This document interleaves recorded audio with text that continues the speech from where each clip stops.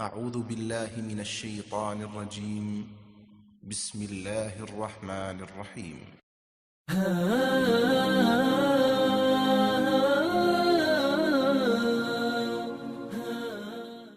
إن الحمد لله نحمده ونستعينه ونستغفره ونعوذ بالله من شرور أنفسنا ومن سيئات أعمالنا.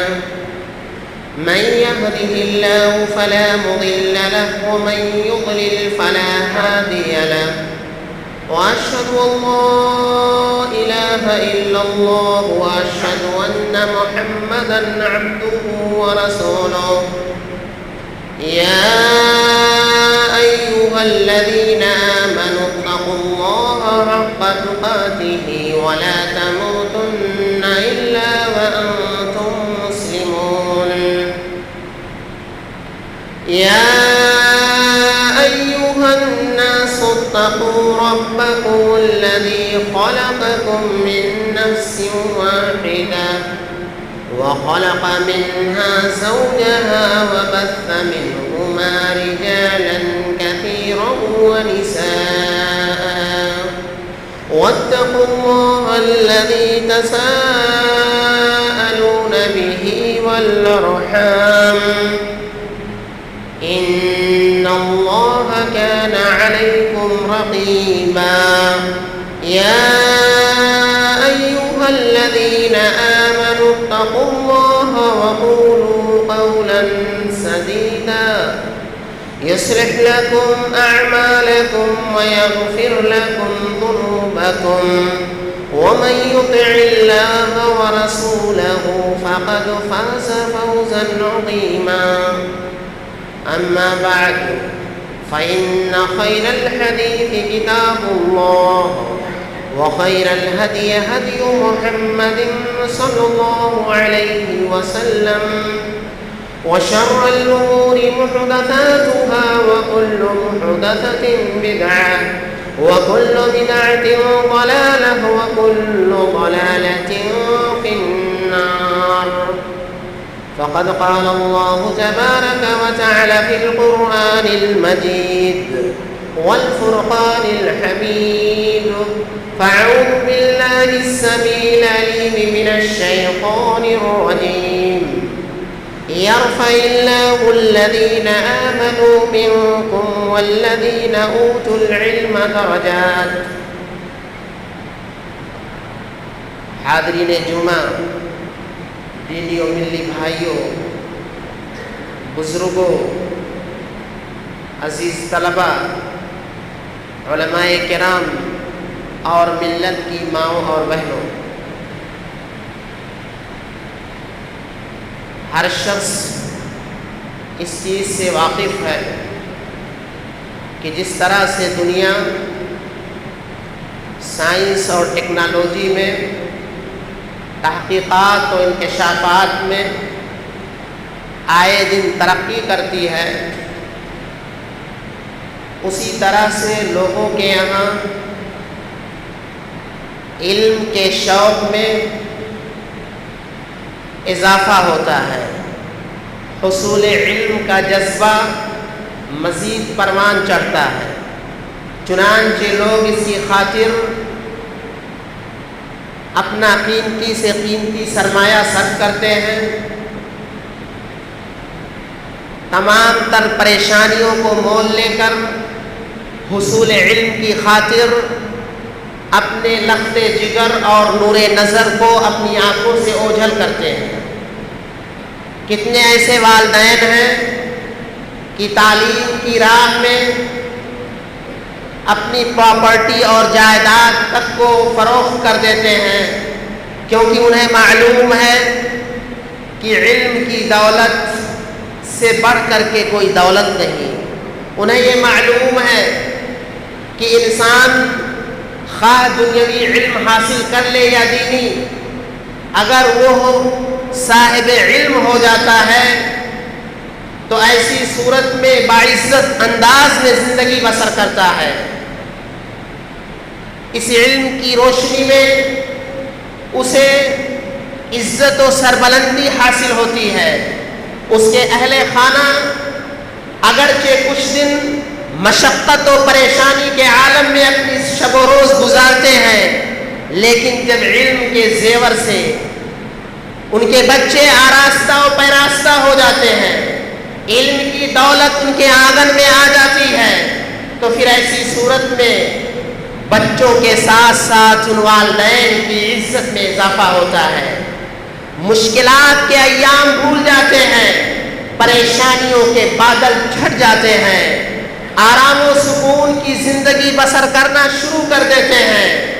لیکن یہ علم دنیاوی علم کے علاوہ اگر شرعی ہو، دنیا کے علوم کے علاوہ اگر کتاب و سنت کا صحیح علم ہو، وہ علم ہو جس کے ذریعہ اللہ رب العزت کی صحیح معرفت حاصل ہو، رسول اکرم صلی اللہ علیہ وسلم کے مقام و مرتبے کی صحیح انداز میں وضاحت ہو، جس علم کے ذریعہ انسان کو کفر و شرک، بدعت و خرافات، حلال و حرام کی تمیز ہو، جس علم کے ذریعہ انسان سود کی ہلاکتوں سے واقف ہو جائے، رشوت، غبن اور جھوٹ کے مفاسد سے واقف ہو جائے، معصیت کے آثار بد جو انسان کے قلب و جگر، انسان کے جسم و جان، انسان کے چہرے اور انسان کی دنیا اور آخرت کو تباہ کرتے ہیں، جب ایک انسان کو اس چیز کا علم ہو جاتا ہے تو حقیقی معنوں میں انما یخشی اللہ من عبادہ العلماء کے تحت اس کے دل میں خشیت پیدا ہوتی ہے، اس کے دل میں یہ احساس پیدا ہوتا ہے کہ ہمارے لختے جگر نے وہ علم حاصل کیا ہے، یا ہم نے وہ علم حاصل کیا ہے جس علم کی بنیاد پر دنیا کے اندر بھی سرخروئی حاصل ہوگی، آخرت میں بھی سرخروئی حاصل ہوگی، جس علم کی بنیاد پر صدیاں تو بیت سکتی ہیں، زمانے تو بیت سکتے ہیں، لیکن ہمارے حق میں دعائیں کرنے والے، ہمارے رفع درجات کے لیے محنتیں کرنے والے لوگ موجود رہیں گے، کیونکہ انہوں نے طلبہ چھوڑے ہیں، انہوں نے کتابیں چھوڑی ہیں، انہوں نے اپنا شمار بخاری، مسلم، ترمذی، ابو داؤد، ابن تیمیہ، ائمہ اربعہ، محمد ابن عبد الوہاب، البانی، ابن باز جیسے نامور علماء کی شکل میں انہوں نے علم حاصل کرنے والوں کے لیے ذخیرے چھوڑے ہیں۔ ایک مالدار مال تو چھوڑتا ہے، لیکن بیٹے بھی اس کے حق میں دعائیں نہیں کرتے، ورثہ بھی اس کے حق میں دعائیں نہیں کرتے، لیکن یہ علماء کی شان ہے، جب ان کا ذکر آتا ہے تو کبھی حفظہ اللہ کہا جاتا ہے، اللہ ان کی حفاظت کرے، جب ان کا ذکر آتا ہے کبھی رحمہ اللہ کہا جاتا ہے، یہ ان کے رفع درجات کی دلیل ہے۔ رب العالمین فرماتا ہے یرفع اللہ الذین آمنوا منکم والذین اوتوا العلم درجات، اس دنیا میں رب العالمین سب کے درجات بلند نہیں کرتا، اگر درجات کی بلندی کا شرف کسی کو حاصل ہوتا ہے تو وہ اہل ایمان ہے، وہ اہل علم ہے، جبھی تو اللہ رب العزت نے شہادت کہاں جہاں ذکر کیا، گواہی کہاں کا جہاں ذکر کیا، سب سے پہلے اپنا تذکرہ کیا، شہد اللہ انہ لا الہ الا اللہ والملائکہ واولو العلم، اللہ رب العزت کی وحدانیت کی گواہی جس نے دی ہے، سب سے پہلے اللہ نے اپنا تذکرہ کیا، فرشتوں کا ذکر کیا، اس کے پاس اہل علم کا ذکر کیا۔ حضرات، علم کی بہت زیادہ اہمیت ہے، چنانچہ رسول اکرم صلی اللہ علیہ وسلم پر جب پہلی وحی نازل ہوتی ہے تو اس موقع پر آپ صلی اللہ علیہ وسلم سے یہ نہیں کہا جاتا کہ خانہ کعبہ کے اندر موجود 360 بتوں کو توڑ دو، آپ صلی اللہ علیہ وسلم سے یہ نہیں کہا جاتا کہ لات و حبل، منات و عزا کی پرستش ہو رہی ہے، یساف و نائلہ کے سامنے لوگ اپنی جبینیں خم کرتے ہیں، لات و منات کے دنوں رات اس کے دستک دے کر اور ان کے سامنے اپنی پیشانی جھکاتے ہیں، آپ صلی اللہ علیہ وسلم سے یہ سب نہیں کہا گیا، قبائلی نظام، خاندانی جھگڑوں کو ختم کرنے کے لیے نہیں کہا گیا، آپ صلی اللہ علیہ وسلم سے اگر کہا گیا تو کہا گیا اقرأ باسم ربک الذی خلق، دو دفعہ اللہ رب العزت نے ان آیات کے اندر اقرا کی تعلیم دی ہے۔ بعض مفسرین کہتے ہیں اس علم کا تعلق جہاں دنیاوی بھی ہے وہیں اخروی بھی ہے، جہاں دنیاوی بھی ہے وہیں دینی بھی ہے. علم ہم حاصل ضرور کریں لیکن وہ علم نہیں جو ہمیں فرعون بنا دے، وہ علم نہیں جو ہمیں اللہ رب العزت سے بغاوت و سرکشی پر آمادہ کر دے، وہ علم نہیں جس علم کے ذریعہ ہم اہل علم کو اپنے پاؤں کی جوتی سمجھیں، وہ علم نہیں جو ہمارے ملفوظات، ہمارے خواب، ہمارے آرا و افعال کی شکل میں ہو، بلکہ وہ علم جو اللہ رب العزت کے نام سے شروع ہو. حضرات، اس دنیا کے اندر بہت سارے علوم لوگ سیکھتے ہیں، لیکن ان علوم کا حال یہ ہے کہ کچھ کا تعلق تو دنیاوی علوم سے ہے. مثال کے طور پر لوگ کیمسٹری کا علم حاصل کرتے ہیں، جغرافی کا علم حاصل کرتے ہیں، ہسٹری اور میتھمیٹکس کا علم حاصل کرتے ہیں. اس قسم کے بے شمار علوم کو سیکھ کر کے کوئی ڈاکٹر، کوئی انجینئر، کوئی آرکیٹیکٹ اور نہ جانے مختلف قسم کی سرٹیفکیٹس کو حاصل کر کے میدان میں اترتے ہیں. لیکن یاد رکھیے ان سارے علوم کا تعلق دنیاوی علوم سے ہے. اگر ان علوم کے سیکھنے والے اللہ رب العزت سے غافل ہو گئے تو اللہ رب العزت نے سورہ روم میں ایک دفعہ ان لوگوں کو جاہل کہا ہے اور دوسری دفعہ کہا ہے یعلمون ظاہرا من الحیات الدنیا وهم عن الآخرۃ غافلون. یہ عالم نہیں، جاہل ہیں، اور اگر عالم ہیں بھی تو انہیں صرف ظاہر کا علم ہے. ان چیزوں کے ذریعہ انہیں رب العالمین کا ادراک کرنا چاہیے. اگر وہ ڈاکٹر ہیں تو انہیں اعضاء و جوارے میں غور کر کے ان اعضاء و جوارے کے بنانے والے کی حقیقت کو سمجھنا چاہیے. ان اعضاء و جوارے جن کی ریپیئرنگ نہیں ہو سکتی، جن اعضاء و جوارے کے اندر اللہ رب العزت نے اپنی قدرت کی ایسی ایسی نشانیاں چھوڑی ہیں، اگر ان لوگوں نے اس پر غور نہیں کیا تو اللہ رب العزت نے انہیں جاہل قرار دیا. علم کی ایک دوسری قسم جو شریعت کے اندر حرام و ناجائز ہے وہ علم ہے جادوگری کا علم، نجومی کا علم، جوتشی کا علم، جس کے ذریعہ لوگ قسمت کی خبر دیتے ہیں، مستقبل کا پتہ بتاتے ہیں، جبکہ رب العالمین نے اسے اپنے لیے خاص کر دیا ہے. اس قسم کا علم سیکھنا حرام ہے. اللہ رب العزت نے علم سحر و جادوگری کے تعلق سے فرمایا ہے قرآن کریم میں وما کفر سلیمان ولکن الشیاطین کفروا یعلمون الناس السحر. سلیمان علیہ الصلوۃ والتسلیم نے کفر نہیں کیا، شیاطین نے کفر کیا جو جادوگری سکھاتے تھے. معلوم ہوا کہ آج جو دکانیں لگی ہوئی ہیں تعویذ و گنڈے کے نام پر، جادوگری کے نام پر، جو لوگوں کی گاڑی کمائی پر ہاتھ صاف کرتے ہیں، اپنے جبوں دستار کو آڑ بنا کر کے، اپنی لمبی داڑھی یا اپنی ٹوپیوں کو آڑ بنا کر کے لوگوں کے مال کو ناجائز طور پر کھاتے ہیں، ایسے جادوگر، ایسے تعویذ و گنڈے کی تجارت کرنے والوں کو سوچنا چاہیے کہ اللہ اس کے رسول کے خلاف، اللہ اس کے رسول کے خلاف بغاوت کرتے ہیں، اس لیے کہ یہ کام صحیح نہیں ہے، یہ شرکیہ اور کفریہ کام ہے، لہذا اس سے بچنا چاہیے. علم کی ایک تیسری شکل ان علوم کی ہے جو چاہے یہ علم جادوگری وغیرہ ہو یا دنیاوی علم ہو یا شرعی علم ہو، ان علم کے لیے وسیلے کا درجہ رکھتے ہیں، ان کے لیے معاون و مددگار ہیں. لہذا ان علوم کی حیثیت جس علم کے لیے یہ معاون و مددگار ہیں، وسیلے کا درجہ رکھتے ہیں، ان کی حیثیت وہی ہوگی. وہ علم جس کے لیے آج گفتگو کی جائے گی، شرعی علم. یہ علم کیا ہے؟ کیا یہ علم علماء کے اقوال و آرا کا نام ہے؟ کیا علماء کے خوابوں اور ان کے ملفوظات کا نام ہے؟ کیا علماء کے اجتہاد کا نام ہے یا علم کسی اور چیز کا نام ہے؟ حضرات، ایک انسان اپنے اندر کامل نہیں ہے. جب ایک انسان اپنے اندر کامل نہیں ہے تو اس کا علم کامل کیسے ہو سکتا ہے؟ ایک انسان خواب کے اندر اس کے خواب میں شیطان کا بھی اثر ہوتا ہے، اس کے خواب میں دن کے اندر جو چیزیں دیکھتا ہے ان کے بھی اثرات ہوتے ہیں. لہذا اس عالم، اس بزرگ کے خواب کو دین کا درجہ کیسے دیا جا سکتا ہے؟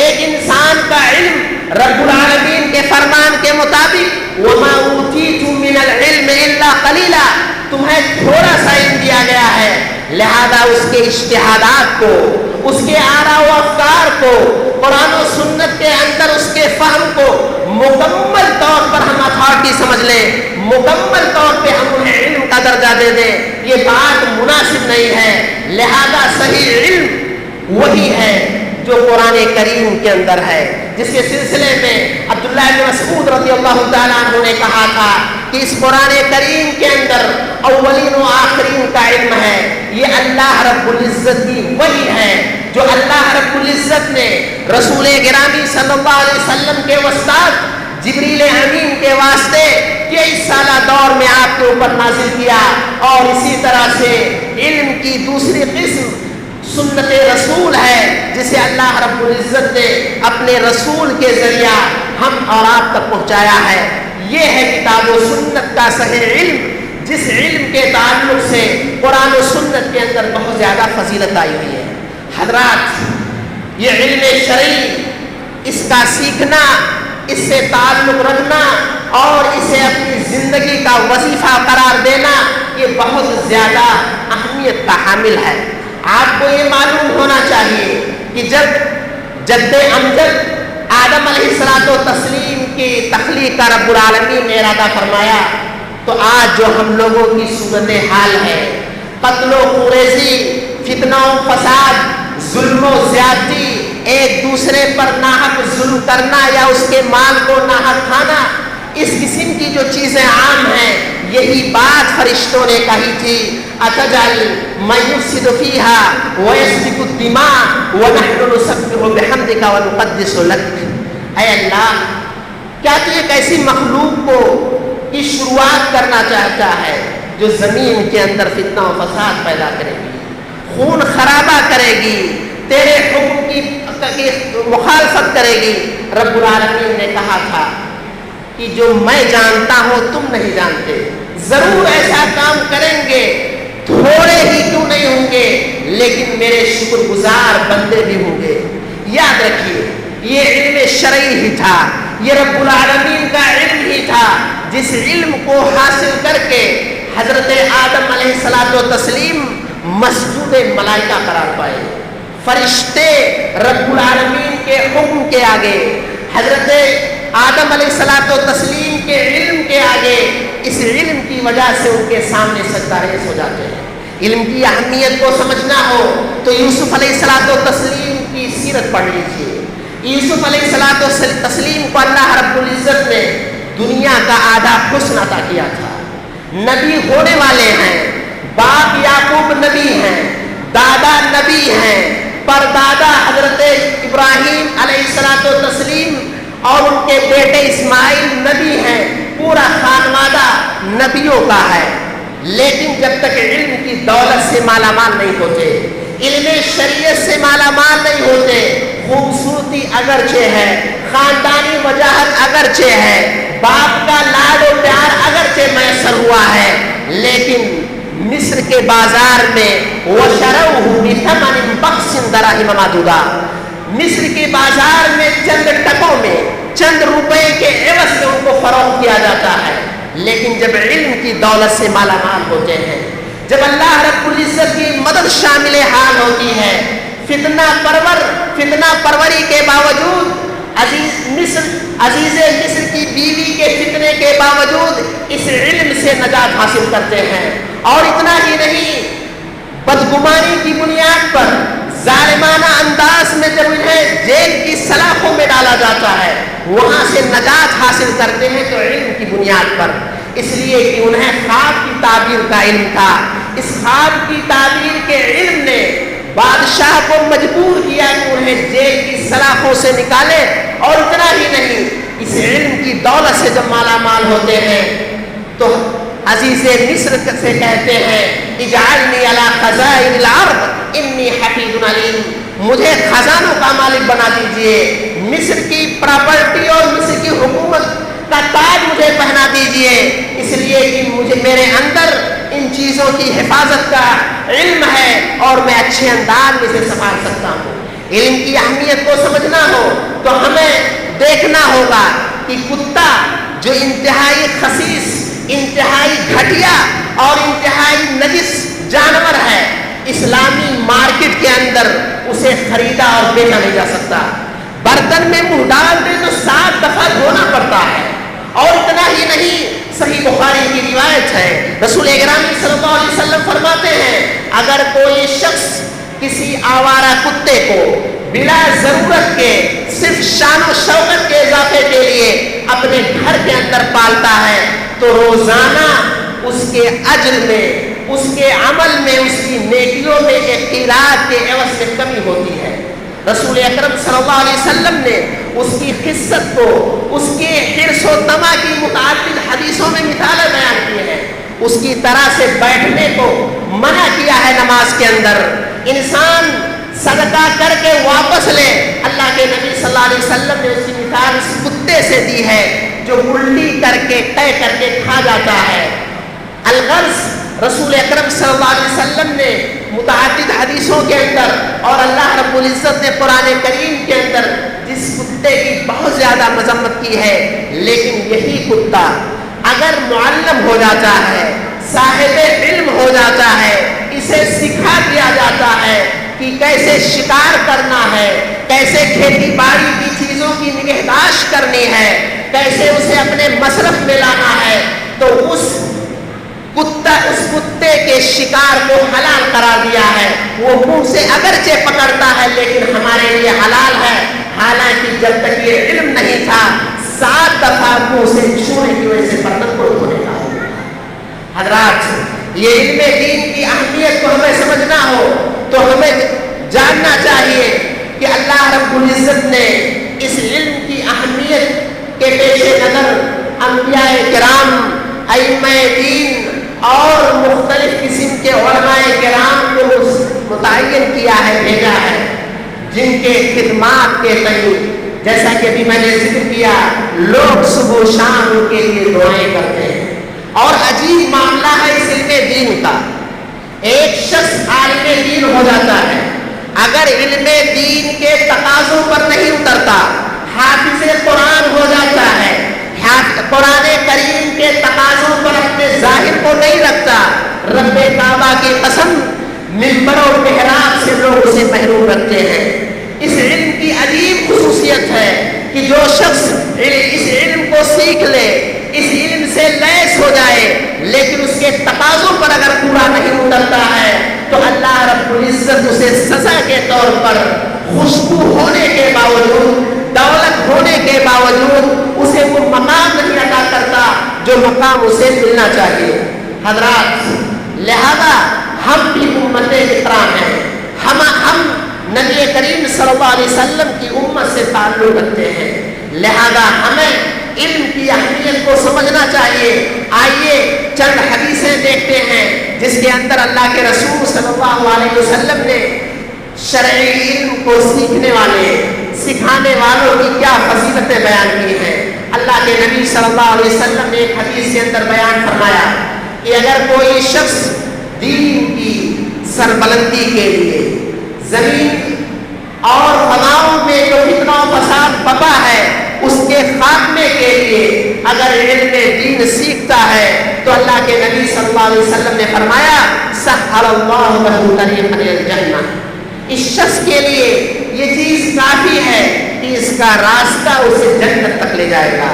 اسی طرح سے اللہ کے نبی صلی اللہ علیہ وسلم نے ان خوش نصیبوں کے لیے فرمایا وَإِنَّ الْمَلَائِكَةَ لَتَضَعُ أَجْنِحَتَهَا رِضًا لِطَالِبِ الْعِلْمِ، فرشتے اس قسم کے طلبہ کے لیے، اس قسم کی دین کے سیکھنے والوں کے پاؤں کے نیچے اپنا پر بچھاتے ہیں ان کی عزت افزائی کے لیے، لیکن شرط یہ ہے کہ واقعتاً اس کا مقصد حصول دین کے ذریعہ دین کی خدمت ہو، اسلام کی نشر و اشاعت ہو۔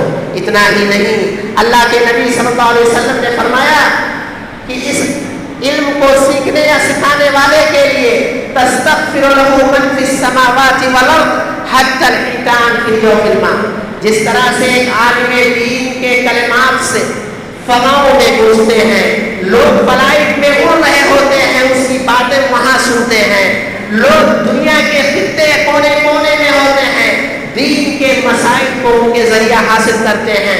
سمندر میں سفر کر رہے ہوتے ہیں, وہاں کے احکام و مسائل ایک عالم دین بیان کرتا ہے. لہذا اللہ رب العزت نے ان کے خدمات کے پیش نظر فرمایا تستغفر له من فی السماوات والارض. آسمانوں میں جو فرشتے ہیں, زمینوں میں جو فرشتے یا چرند پرند جانور یا دیگر مخلوقات حتیٰ کہ انسان ہیں, ان کے لیے دعائیں مغفرت کرتے ہیں. اللہ کے نبی صلی اللہ علیہ وسلم نے فرمایا یہاں تک کہ مچھلیاں جو پانی کی تہوں میں ہوتی ہیں ان کے لیے دعائیں کرتی ہیں. اور اللہ کے نبی صلی اللہ علیہ وسلم نے علماء کو انبیاء کا وارث قرار دیا اور یہ بھی فرمایا کہ جس طرح سے میری فضیلت تم میں سے ادنا شخص پر ہے ایسے ہی عالم دین کی فضیلت ہے. اور اتنا ہی نہیں, رسول اکرم صلی اللہ علیہ وسلم نے دنیا میں کسی کو بہتر نہیں کہا. اگر کسی کو بہتر کہا ہے تو قرآن کریم کے سیکھنے اور سکھانے والوں کو خیرکم من تعلم القرآن وعلمہ, اس قرآن کو جو سیکھتے اور سکھاتے ہیں روئے زمین کے سب سے بہتر ہیں. اللہ تعالیٰ فرماتا ہے من احسن قولا ممن دعا الی اللہ وعمل صالحا. اس شخص کی بات سے بہتر کس کی بات ہو سکتی ہے جس شخص نے اللہ کی بات کی, قرآن کی بات کی, اس کے مطابق عمل کیا. اور دنیا کے اندر ہماری دکانوں, ہمارے مکانوں, ہماری مجلسوں کی کوئی فضیلت نہیں آئی ہے. اگر آئی ہے تو علم دین کے سیکھنے اور سکھانے والوں کی. اللہ تعالیٰ کے رسول فرماتے ہیں مجتمع قوم فی بیت من بیوت اللہ یتلون کتاب اللہ ویتدارسونہ بینہم. جو لوگ اللہ کے دین کو سیکھنے کے لیے, قرآن و سنت کی صحیح تعلیمات کو ازبر کرنے کے لیے اللہ کے گھروں میں علم کی مجلسوں میں شریک ہوتے ہیں, بیٹھ کر ان کو چار فائدے حاصل ہوتے ہیں. نزلت علیہم السکینہ, سکینت کا نزول ہوتا ہے, فرشتے انہیں اپنی آغوش میں لے لیتے ہیں, رب العالمین کی رحمت انہیں ڈھانپ لیتی ہے. اور ایسے خوش نصیبوں کا تذکرہ کسی پارلیمنٹ ہاؤس, کسی راجیہ سبھا یا اور کسی سبھا میں ان کا ذکر نہیں ہوتا. اللہ رب العالمین اپنے قریبی فرشتوں میں ان کا تذکرہ فرماتا ہے. یاد رکھیے یہ اللہ رب العزت کے خوش نصیب لوگ ہیں. اور ہمیں یہ سمجھنا چاہیے کہ جس قوم سے علماء اٹھ جائیں, جس قوم سے قرآن و سنت کے جاننے والے اٹھ جائیں, سمجھیے اس قوم کی موت آ چکی ہے. عالم کا کام صرف جنازے, نکاح اور عقیقے کی وقت کی نہیں ہے. ایک عالم کی ضرورت ہر سانس میں پڑ سکتی ہے, اس لیے کہ ہماری زندگی کا مقصد صرف رب العالمین کی عبادت ہے. اور اس عبادت کا فلسفہ, اس عبادت کا طریقہ, اس عبادت سے متعلق تفصیلات صحیح انداز میں اگر کسی کے پاس ہے تو اس عالم دین کے پاس ہے جو صرف اور صرف کتاب و سنت کے مطابق بات کرتا ہے. اسی لیے صحیح بخاری کے اندر اللہ کے نبی صلی اللہ علیہ وسلم نے فرمایا کہ اللہ رب العزت لوگوں سے کتاب و سنت کے علم کو چھین نہیں لے گا, بلکہ کیسے لے گا؟ فرمایا علماء کو موت دے دے گا. جب کوئی عالم دین نہیں بچے گا, لوگ جاہلوں کو عالم سمجھیں گے. آج کا حال یہی ہے, آج کا حال یہی ہے. اللہ رب العزت اپنے رسول کو براہ راست کتاب و سنت کا علم دے سکتا تھا, لیکن جبریل امین کو استاد بنایا. رسول اکرم صلی اللہ علیہ وسلم سے مسئلہ دریافت کیا جاتا ہے, آپ کہتے ہیں مجھے نہیں معلوم, میں پوچھ کر بتاؤں گا. جبریل امین سے مسئلہ پوچھتے ہیں, جبریل امین کہتے ہیں مجھے نہیں معلوم, رب سے پوچھ کر بتاؤں گا. اور پھر جبریل امین اللہ رب العزت سے مسئلہ دریافت کر کے رسول اکرم کو بتاتے ہیں, اور رسول اکرم صلی اللہ علیہ وسلم اس صاحب کو بتاتے ہیں.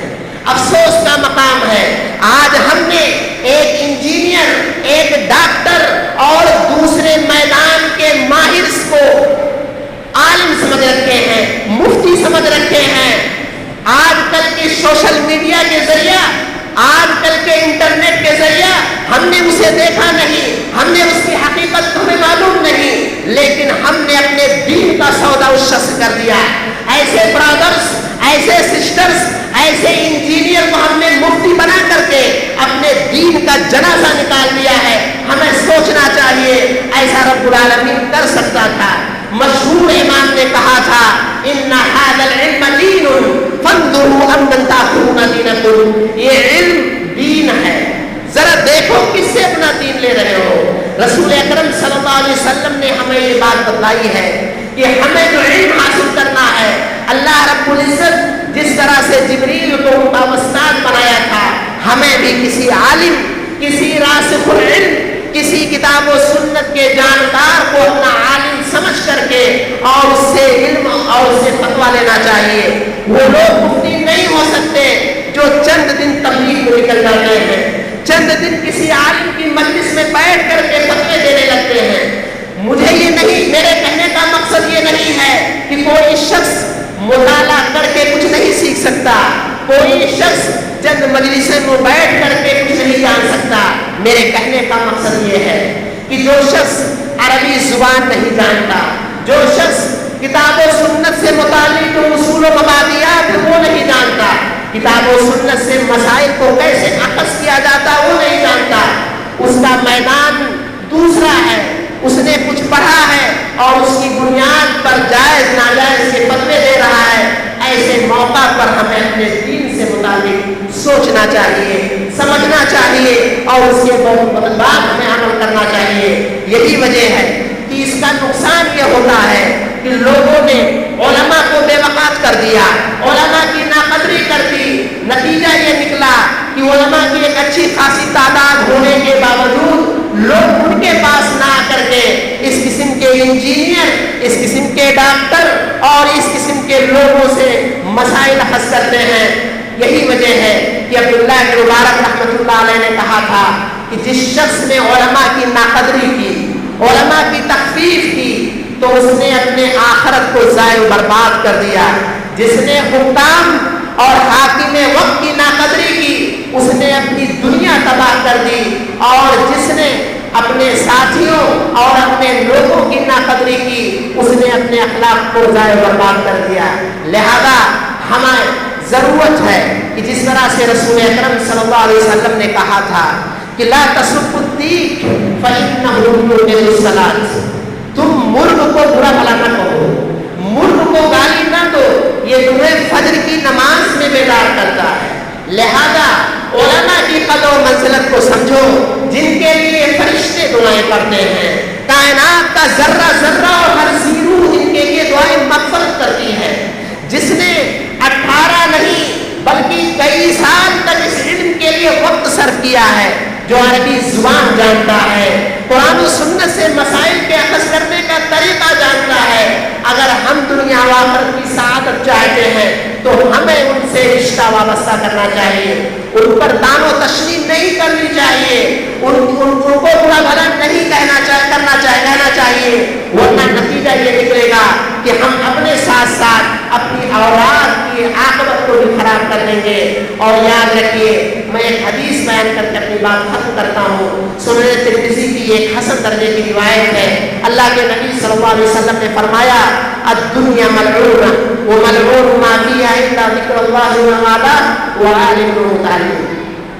پوری دنیا رب العالمین کی رحمت سے دور ہے، رب العالمین کی لعنت کی شکار ہے.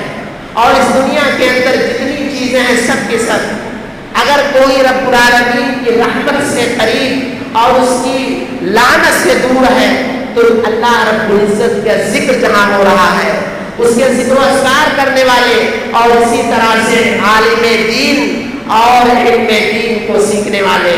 لہذا ضرورت اس بات کی ہے کہ ہم اگر صحیح معنوں میں اپنی آخرت کو سنوارنا چاہتے ہیں، اپنی دنیا کو سنوارنا چاہتے ہیں، اللہ اس کے رسول کے فرمان کے مطابق زندگی بسر کرنا چاہتے ہیں، تو ہمیں علم دین کی اہمیت کو سمجھنا ہوگا.